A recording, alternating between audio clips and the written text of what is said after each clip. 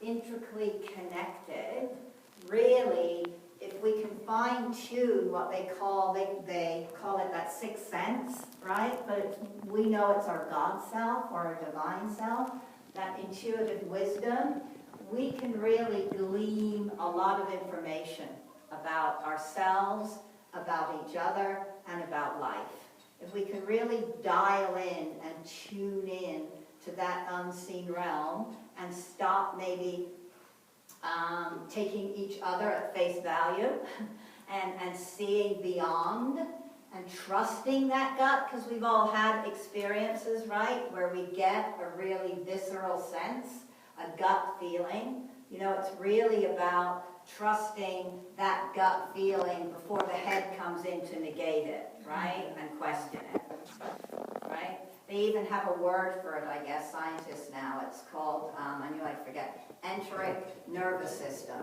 And it's a network of neurons that go off in your belly that really process information. So it's, you know, to some degree been proven that we can really trust that.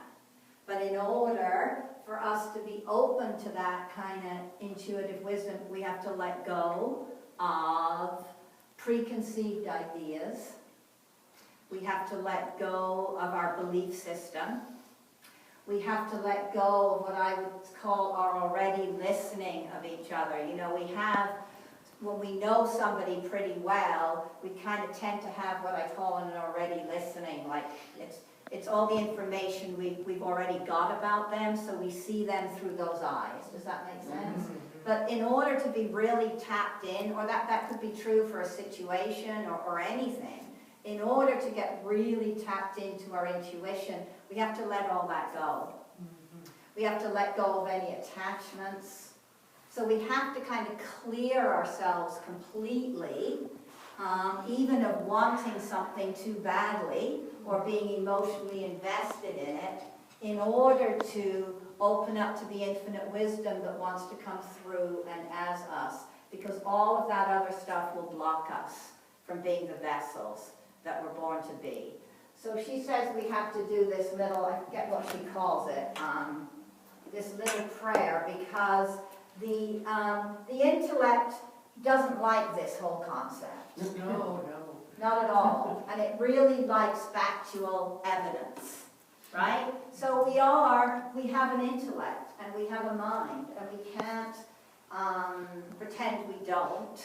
And I'm a firm believer of not throwing anything out and in integrating all parts and all aspects of ourselves and allowing them all to have all, sounds like Sybil, like all our different faces, right? All the aspects of us to express themselves and to feel okay with whatever we're doing.